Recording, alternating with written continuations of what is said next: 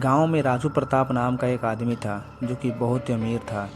और ठाकुर साहब के पास जो भी आता था वो उनको कभी खाली हाथ नहीं जाने देते थे। वो बहुत ही दयालु आदमी थे और सबकी मदद भी करते थे। एक दिन ठाकुर को शादी करने की इच्छा जागी और वो पास के एक गरीब लड़की से शादी कर लिया।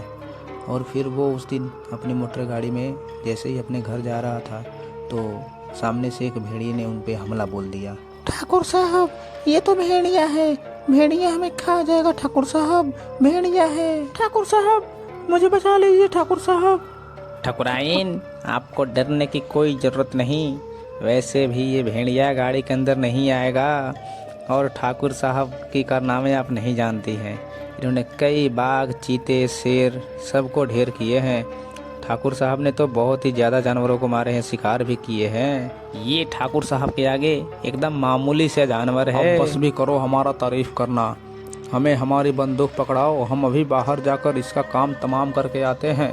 ठाकुर साहब, अपना ख्याल रखिएगा। ठाकुर साहब। ठाकुर हाथ में बंदूक लिए गाड़ी से बाहर निकलता है। भेड़िया ठाकुर को घूर घूर के देख रहा था और भेड़िया हमला करने के लिए तैयारी भी कर रहा था। तभी भेड़िया उसके नज़दीक आता और तभी ठाकुर ने गोली चलाया, लेकिन गोली तो बंदूक में थी नहीं। तो गांव के पास के रेलवे स्टेशन पर ठाकुर भागकर चला जाता है और पीछे पीछे भेड़िया भी चला जाता है। और ठाकुर धीरे धीरे अपने रेलवे स्टेशन पर भी कूद जाता है और पीछे से भेड़िया आता है और उस ठाकुर पे हमला कर देता है और ठाकुर वहीं पे जख्मी हो जाता है। तभी अचानक से सामने से ट्रेन आती है और ठाकुर एक साइड होकर अपनी जान बचा लेता है और भेड़िया उसी ट्रेन से कुचला जाता है। कुछ लोग ठाकुर को बेहोशी हालत में उनको उनकी हवेली छोड़ आते हैं। मेरे हाथ और मेरे पैर बहुत दर्द हो रहा है। ठाकुर साहब, आपको आराम की बहुत ज़रूरत है। आपको उस भेड़िए ने काफ़ी ज़्यादा चोट पहुंचाई है। मैंने मलहम लगा दिया है। आप कुछ दिन तक बिस्तर पे ऐसे ही लेटे रहिए और आपको जब आराम मिल जाएगा तो पहले इससे आप ठीक हो जाएंगे। ठाकुर साहब, टेंशन मत लीजिए। मैंने दवा भी दे दिया है। ठाकुर साहब, मैं चलता हूँ। वैद्य के जाते ही, कैसी अभागन हो तुम। नए घर में तुम्हारा स्वागत होने के बजाय तुम्हें यहाँ मेरी सेवा करनी पड़ रही है। कैसी बात करते हैं ठाकुर साहब, आप मेरे पति हैं और आपका सेवा करना मेरा धर्म।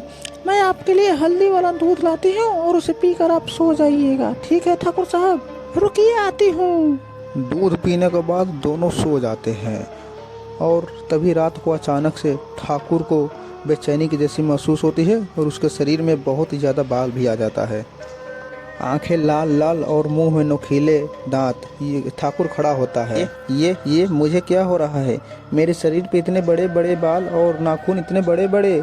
तभी सलोनी की आंख खुल जाती है और ठाकुर को देखकर सलोनी चिल्लाने लगती है, बचाओ, बचाओ, बचाओ, मुझे बचाओ। चुप हो जाओ, कहीं कोई सुन न ले। ये मुझे क्या हो गया है? ये मैं कैसा हो गया हूँ? मुझे नहीं पता। मैं ठाकुर हूँ, ठाकुर। मुझे बचाओ, मुझे क्या हो गया है? मुझे नहीं पता है। तुम तो भेड़िए हो, जैसा मैंने जंगल में देखा है। तुम मेरे पति नहीं हो सकते। जरूर तुमने मेरे पति को मार कर खाया है। तुम ठाकुर नहीं हो। सलोनी, मेरा विश्वास करो, मैं ही तुम्हारा पति हूँ। ये देखो मेरे गले में तावीज, शायद इसे देखते ही तुमको विश्वास हो जाए कि मैं तुम्हारा पति हूँ। मैं ही ठाकुर हूँ सलोनी, मैं ही ठाकुर हूँ। साहब, ये आपको क्या हो गया? रुकिए, मैं अभी किसी को बुलाती हूँ, बाहर से बुलाती हूँ। नहीं, ऐसी गलती मत करना। मेरे अंदर इंसानों को खाने का बहुत भूख लग रहा है।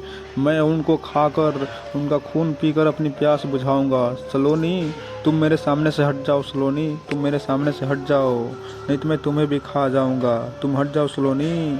तभी भेड़िया सलोनी को धक्का देकर जिस स्टेशन पर वो भेड़िया बना था उसी स्टेशन पर वो जाने लगता है और पीछे पीछे सलोनी भी जा रही थी।